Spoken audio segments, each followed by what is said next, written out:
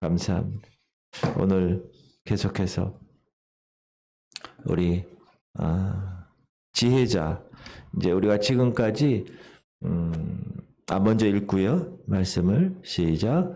네 손이 선을 베풀 힘이 있거든 마땅히 받을 자에게 베풀기를 아끼지 말며 네게 있거든 이웃에게 이르기를 갖다가 다시 오라 내일 주겠노라 하지 말며 내 이웃이 내 곁에서 평안히 살거든 그를 해하려고 꾀하지 말며 사람이 네게 악을 행하지 아니하였거든 까닭 없이 더불어 다투지 말며 포악한 자를 부러워하지 말며 그의 어떤 행위도 따르지 말라. 대저 패역한 자는 여호와께서 미워하시나 정직한 자에게는 그의 교통하심이 있으며 악인의 길에는 여호와의 저주가 있거니와 의인의 집에는 복이 있느니라. 진실로 그는 거만한 자를 비웃으시며 겸손한 자에게 은혜를 베푸시나니 지혜로운 자는 영광을 기업으로 받거니와 미련한 자의 영달함은 수치가 되느니라. 아멘. 지금까지 우리가 하나님의 지혜의 중요성, 정말 중요하다. 그리고 그것을 우리가 받아야 되는데 왜 그러는가? 가치가 있기 때문에. 그래서 그 가치가 그렇게 중요하다면 그것을 소유한 사람들, 저와 여러분은 어떤 생활을 해야 하는가? 그리고 그 가치를 우리의 생활에 어떻게 적용해야 하는가? 그것이 오늘 지혜자의 생활에 관한 말씀을 우리에게 교훈하고 계십니다. 지혜는 은 얻는 것보다 낫고 금보다 낫고 진주보다 귀하다. 그리고 어제 그 지혜는 오른편에 장수가 있고 왼편에는 부귀가 있기 때문에 그 지혜를 우리가 모든 것을 다 버리고 그것을 소유해야 한다. 사도 바울도 자기가 갖고 있는 모든 것 다 배설물로 여기고 그 지혜를 선택해서 하나님의 거룩한 지혜를 엄청 많이 주님께 받아서 하나님의 말씀으로 풀어낸 그런 주인공인 것처럼 이처럼 지혜의 값이 이토록 비싸고 귀중한 것이라면 그것을 소유한 사람은 어떻게 행해야 할 태도와 의무가 있는가? 오늘 두 가지를 교훈하시는데 이웃을 사랑하는 생활이 꼭 필요하다. 이웃 사랑. 그리고 악한 자들 부러워하지 마라. 결코 쫓아가지 마라. 그 두 가지 교훈을 오늘 본문 말씀을 통하여 우리에게 말씀하고 있습니다. 이웃을 사랑하는 지혜자의 생활. 이웃을 사랑하는 지혜의 근본은 하나님이시고 지혜의 발원자는 하나님 말씀이기 때문에 하나님 말씀에서 나오는 그 하나님의 계명을 떠나서는 지혜자가 설 곳이 없습니다. 하나님의 계명을 크게 두 가지로 나누셨죠. 하나님 사랑, 이웃 사랑. 하나님 사랑할 때 어떻게 사랑하라고요? 정성과 뜻과 생명과 목숨을 다하여 사랑하는. 이웃 사랑도 어떻게 해요? 내 몸처럼 사랑. 우리가 몸을 얼마나 귀중하게 여깁니까? 지금 요즘 세대 운동도 하고 시간 되면 막 뛰어 운동 뛰고 산에도 가고 그것처럼 이웃을 사랑하는 하나님의 사랑과 그 이웃에 대한 사랑 그것을 바탕을 두고 지혜자들은 생활을 해야 한다. 하나님은 우리에게 새로운 계명을 주셨죠. 복음서에 보면 새 계명을 너희에게 주노니 서로 사랑하라. 내가 너희를 사랑한 것 같이 너희도 서로 사랑하라. 이 사랑의 계명. 여러분 이 사랑의 계명이 먼저 세팅이 되어 있으면 다른 사람을 해코지 할 수 없어요. 십계명에 있는 모든 구약의 율법들도 다 가능한 것. 어떻게 사랑하는데 간음하겠어요? 어떻게 사랑하는데 살인하겠어요? 어떻게 사랑하는데 도둑질하겠어요? 기본적인 사랑이 우리 안에 거하면 그것은 이웃을 사랑하는 일은 하나님의 사랑과 직결되기 때문에 그렇다. 우리가 하나님 사랑해요. 사랑 고백 매일 하면서 이웃을 사랑하지 않는다. 그것은 거짓이라고 얘기합니다. 누구든지 하나님을 사랑하노라 하고 그 형제를 미워하면 이는 거짓말하는 자니 보는 바 그 형제를 사랑하지 아니하는 자는 보지 못하는 바 하나님을 사랑할 수 없는. 하나님 보이지 않죠. 근데 보이지 않는 그분을 사랑하는 건 쉬운 게 아니잖아요. 근데 보이는 이웃을 사랑하지 않고 보이지 않은 하나님을 사랑할 수 없다. 하나님 사랑한다고 하면서 이웃 사랑하지 않고 미워한다. 그것은 거짓이다. 그것은 위선이다.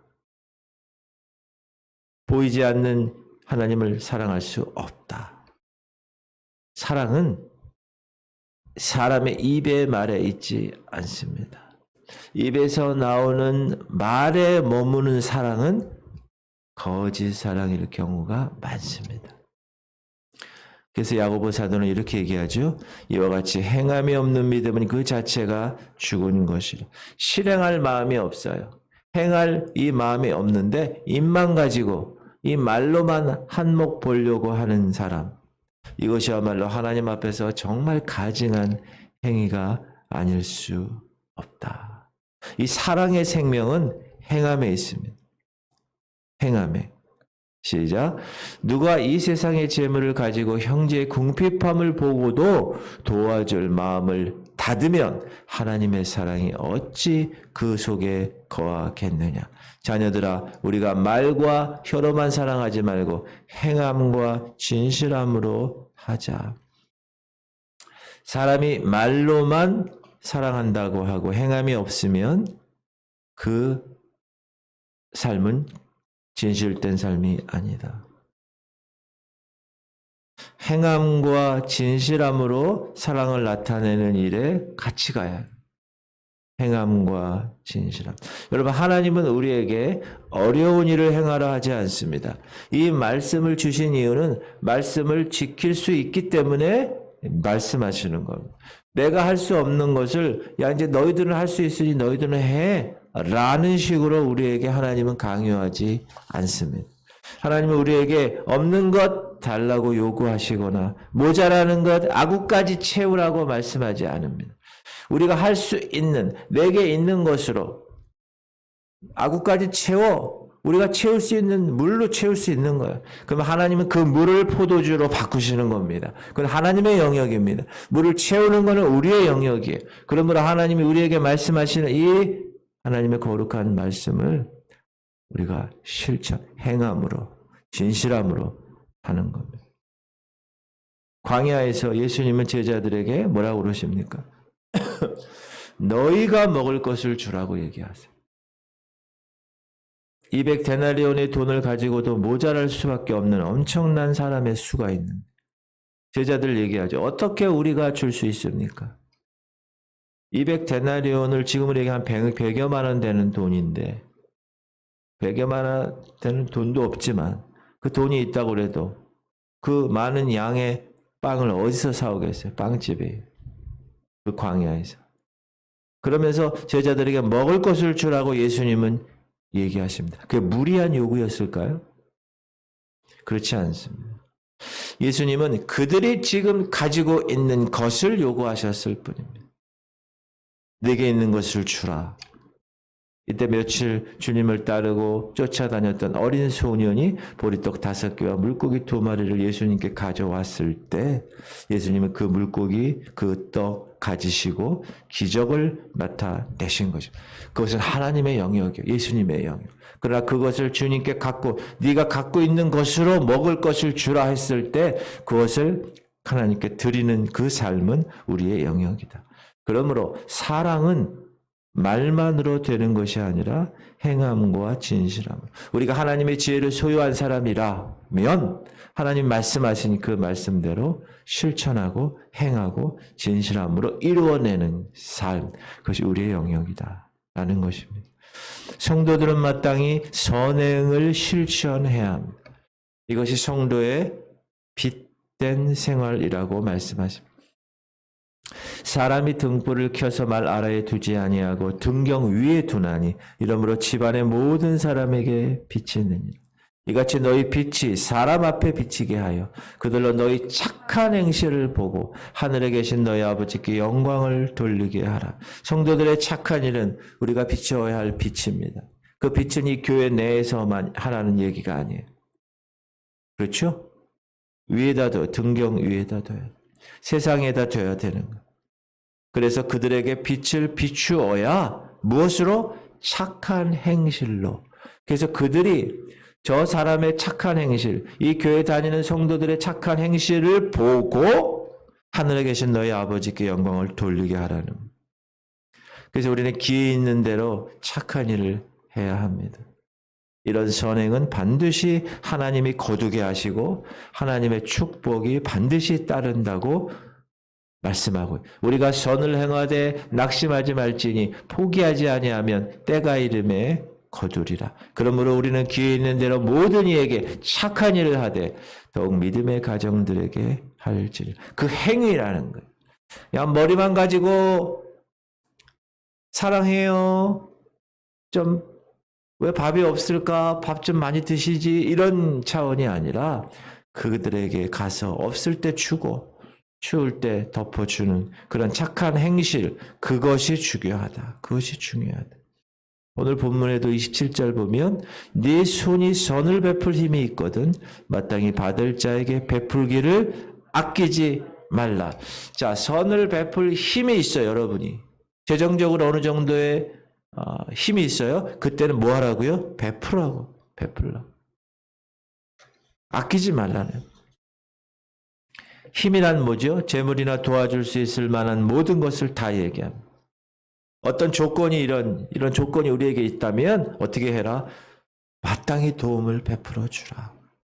그러면 하나님이 이거 왜 요구하실까요? 왜 이렇게 하라고 그러실까요? 도움 받는 사람에게 복 주시기 위해서? 아니라는. 만약에 도움 받는 사람이 복 주시기 위한 거라면 하나님은 우리의 손을 빌리지 않고 하나님이 직접 하실 수 있습니다. 그런데 하나님이 우리를 통하여서 하게 하시는 이유, 그것은 도와주는 우리에게 복을 주시기 위해서. 그래서 그들을 도와주는 그것이 하나님의 방식입니다. 너는 네 떡을 물 위에 던져라. 여러 날 후에 도로 찾으리라. 7에게나 8에게 나눠줄지어다. 무슨 재앙이 땅에 임할는지 네가 알지 못함이니라. 남을 도와주는 거 즐겨하라는, 재앙의 날에 하나님의 도움을 받을 수 있다는, 흩어 구제하여도 더욱 부하게 되는 일이 있나니 과도히 아껴도 가난하게 될 뿐이라. 흩어 구제하면 뭐죠? 내 주머니에서 돈이 나가죠. 그러나 부하게 된다는 거. 근데 아끼는 거 있죠. 가난하게 된다는 거. 아주 역설, 패러독스. 우리 이 말씀, 하나님의 말씀은 역설이 많습니다. 구제해 주는 사람에게 하나님으로부터 부의 보응이 따른다는 거. 왜 구제자에게 축복해 주시는가? 대답이 하나님의 능히 모든 은혜를 너희에게 넘치게 하시나니 이는 너희로 모든 일에 항상 모든 것이 넉넉하여 모든 착한 일을 넘치게 하려 하심이라. 우리에게 하나님이 축복해 주시는 이유는 모든 일에 항상 모든 것이 넉넉해서 그 착한 일을 넘치도록 하기 위해서 주시는 것입니다.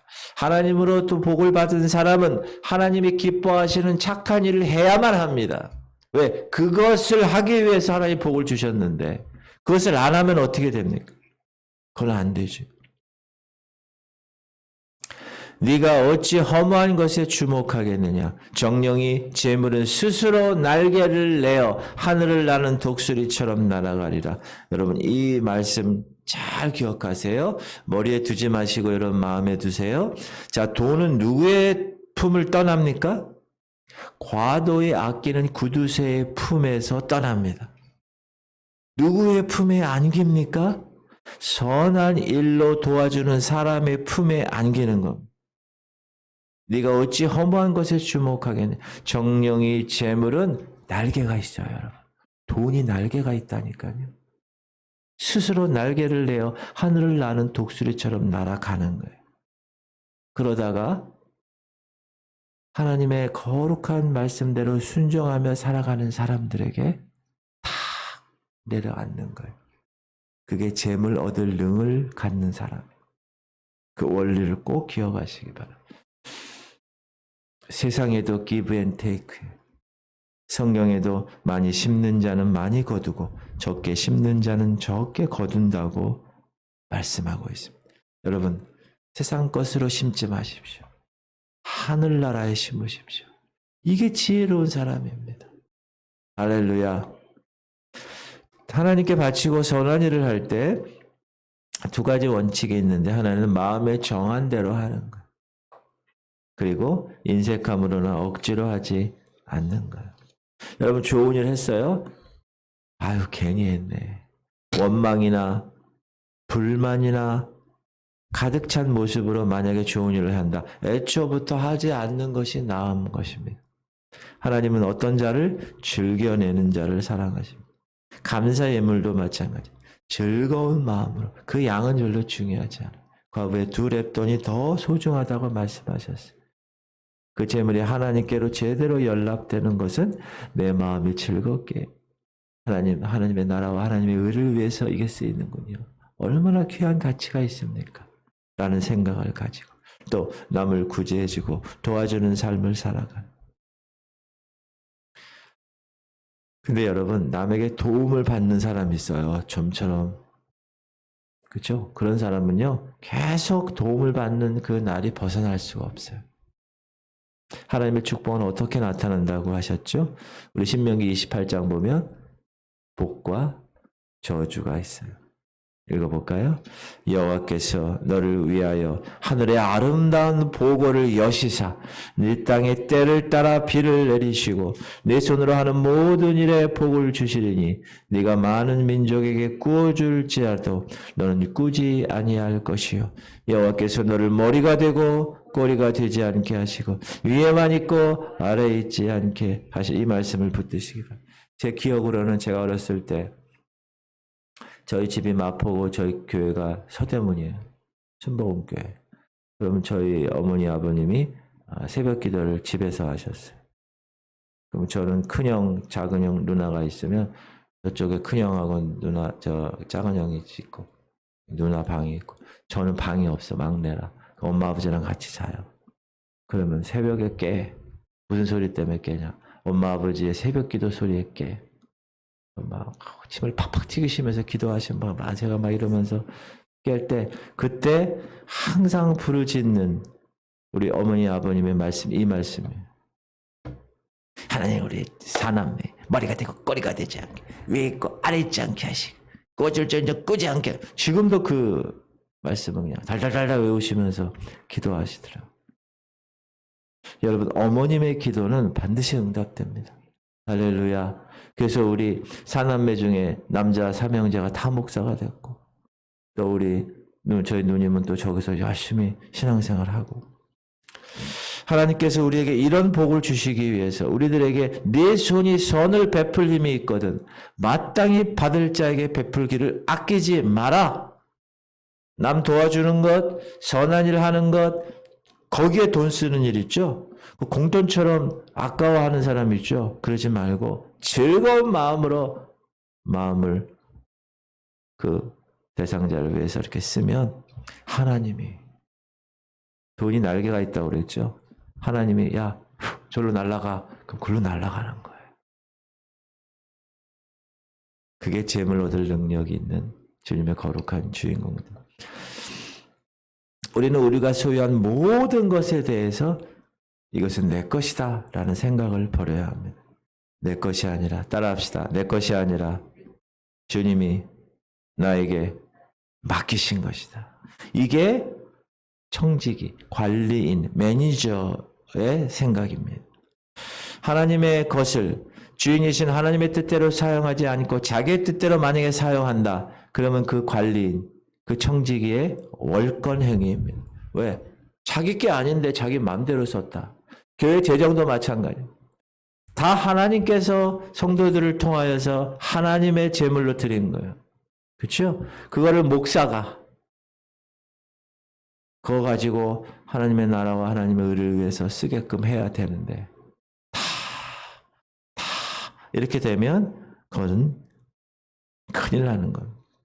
그러므로 우리가 선을 베풀어야 할 사람은 하나님께서 주라고 하시는 사람들이기 때문에 마땅히 내게서 받을 자격이 있는 사람들이라는 거 꼭 기억하십시오. 우리가 하나님의 재산을 맡아가지고 있으면 하나님이 주라고 하는 사람에게 주지 않고 자기 유익만을 위해서 만약에 쓰잖아요. 아까 얘기했듯이 자기 손에 있는 돈이 날개를 타고 날아가는 거예요. 갑자기 사고가 나. 갑자기 뭐가 터졌어. 그런 거 여러분 많이 경험하지 않으십니까? 그런 우리의 태도, 가난한 사람들을 위한 네게 있거든 이웃에게 이르기를 갔다가 다시 오라 내일 주겠노라 하지 말라는 거예요. 여러분 이거 무슨 얘기냐 하면 선한 일을 베풀려면 시간 끌지 말라는 거예요. 레위기와 신명기 거기에 말씀에 이런 말씀이 너는 품꾼의 삭슬 아침까지 밤새도록 네게 두지 말라. 가난한 사람들 여러분 특히 사업하시는 분들 잘 들으세요. 일은 잔뜩 부려먹어요. 품삯을 인색하게 주거나 혹은 주지 않거나 떼어먹거나 그런 악덕 기업주들이 많죠. 옛날엔 정말 많았어요. 요즘은 법적으로 그걸 장치를 잘 두고 있는데 무엇을 지불해야 할 일에 대하여 돈을 받으려고 온 사람 있죠. 예전에. 지금도 마찬가지예요. 빈손으로 보내지 말라는 거예요. 자기가 좋다고 다 시켜놓을 때는 언제고. 그렇죠? 야 내일 와. 내일 돈은 내일 받아. 맨손으로 보낸다. 나쁜 일이라는 거예요. 특히 영세업자들이 도매상에게 물건 대주고 돈 받으러 가면 내일 오세요. 또 그날 가면 또 내일 오세요. 이런 식으로 골탕 먹이는 사람들 있죠. 이 어려운 사람들은 여러분 그 한 푼이 얼마나 목숨 같은 돈인데 월급은 쥐꼬리만큼 주면서 월급 날짜 지켜주지 않는 직장. 여러분 없다면 모르지만 있고도 그렇게 하는 사람 그러면 되지 않습니다. 네 이웃이 내 곁에서 평안히 살거든 그를 해하려고 꾀하지 말아라. 여러분 평안한 가정을 파멸시키는 일 있죠. 해한다는 거는 경작한다는 거예요. 거짓을 밭가는 거예요. 거짓을 가는 거예요. 그리고 악을 뿌리는 거예요. 밭에. 여러분 이웃이 누구든지 그 이웃과 화평하게 살아야 합니다. 평안하게 지내야 합니다. 트집 잡고 마음에 안 든다고 막 해하고 그 지혜자의 생활 태도가 아닙니다. 사람이 네게 악을 행하지 아니하였거든 까닭 없이 더불어 다투지 마라. 자기와 상관없는 일에 개입해서 막 다투는 사람이 있어요. 삼가해야 돼. 요즘 시대는 여러분 이 경제 사정이 아주 나쁘기 때문에 사람들의 신경들이 다 날카로워져 있어요. 다투지 않아도 될 일들을 막 다퉈요. 그리고 그 일이 막 확대돼요. 나중에 살인까지 벌어집니다. 아파트 살면 층간의 소음이 있을 수밖에 없죠. 그렇죠? 그렇다고 해서 그 소음 때문에 살인 나는 경우가 종종 있어요. 참 어리석은 일이라고 생각합니다. 주차하다가 주차 시비 때문에 칼부림 나는 경우가 있어요. 여러분 우리는 다툴 만한 일이 생겨도 그 다툼에 휘말리지 말고 되도록이면 화평. 저는 전번에 가는데 이 여자애들, 중학생 애들, 여자애들, 여러분 여자애들 싸우는 거 무섭습니다. 일단 머리를 잡아. 아무도 안 먹어. 제가 차를 딱 세워놓고 탁 가가지고 얘들아 뭐 하는 거야? 뛰어. 근데 안 돼. 걔네들 아주 독합니다. 다 띄워놓고 가라고. 웬만한 일이 있으면 화평으로 선하게 말로 31절에 보면 포악한 자를 부러워하지 말며 그의 어떤 행위도 따르지 말라. 이 포악한 사람. 이 포악하다는 말은요. 하나님 없이 살아가는 사람을 일컫는 거예요. 그러니까 세상에 하나님 모르는 사람은 다 포악한 사람입니다. 이 사람들이 왜 포악하죠? 자기들의 방법대로 살아가는 거예요. 여러분 차가 앞에 빨리 안 간다고 빵빵 거리지 마세요. 그 사람 나와가지고 트렁크 탁 열면 거기에 쇳덩어리, 쇠파이프 갖고 따라와요. 요즘은 그런 시대예요, 여러분. 아, 무섭습니다. 문 안 열어주면 막 깨, 유리를. 그런 시대예요, 여러분. 포악한 시대예요. 그럴 때 어떻게 해야 됩니까? 그들의 길을 따르죠. 그들 어떤 행위도 따르지 마라. 포악한 자를 부러워하지 말며 그의 어떤 행위도 따르지 말. 요즘은 이 문화가 잘못돼서 가지고요. 이 청년들이 참 이 조폭 문화에 이 조폭을 상당히 긍정적으로 그려내요. 영화에서 보면. 임꺽정처럼. 무슨 문제를 다 해결해 주는 정의의 사자처럼 그려내니까 이 젊은 애들이 다 이 한 번에 잡는다. 이런 가치관이 있어요. 그래가지고 젊은 애들이 조폭으로 많이 간다고 그래요. 10대들도 그렇고. 부러워하는 거예요. 그런 포악한 자를 부러워하고 그 행위를 막 따라가는 거예요. 성실하게 요셉처럼 정직하게 이렇게 해나가야 하나님이 함께 하시고 형통하는데 한 번에 완탕주의 있죠. 한탕주의. 한 번에 뭘 해가지고 평생 살고 싶은 그런 마음이 사람들에게 포악함이. 그러니까 막 그런 데 가입해서 막 파이프 가지고. 하나님은 공의로우신 분이십니다. 하나님은 정직한 자와 함께 하십니다. 정직한 자의 생애를 살피시고 정직한 자에게 복을 허락하시는 분이십니다. 그래서 하나님을 사랑하는 집에는 복이 임합니다. 그러나 악인의 집에는 저주가 임한다. 겸손한 자에게는 은혜를 베푸십니다. 그러나 거만한 자는 비웃으십니다. 미련한 자를 형통하게 하는 일, 그거는 자기 자신에게 돌아갑니다. 욕이 돌아가는 것. 그러나 지혜로운 자는 영광을 기업으로 받는다고 말씀하셨습니다. 사랑하는 성도님들, 여러분들은 지혜로운 자의 길을 걸으시기를 주의 이름으로 축원합니다. 우리는 이 새벽에 이 하나님의 지혜에 대해서 공부하잖아요. 그러면서 우리의 모든 행위가 착한 행실을 통하여 저들에게 빛으로, 소금으로, 이 교회를 통하여, 여러분을 통하여 하나님을 발견하게 하는 일을 하는 건 우리의 영역이에요. 우리가 하는 것. 그렇게 했을 때 그거를 보고 변화되는 것, 변화시키는 건 하나님이 하시는 것. 그러므로 때를 얻든지 못 얻든지 최선을 다하여 거룩한 하나님의 자녀의 모습으로 이 땅에서 작은 예수의 모습으로 예수 그리스도의 향기를 바라는, 야, 저 사람 교회 다니는 사람 같아. 혹시 교회 다니세요?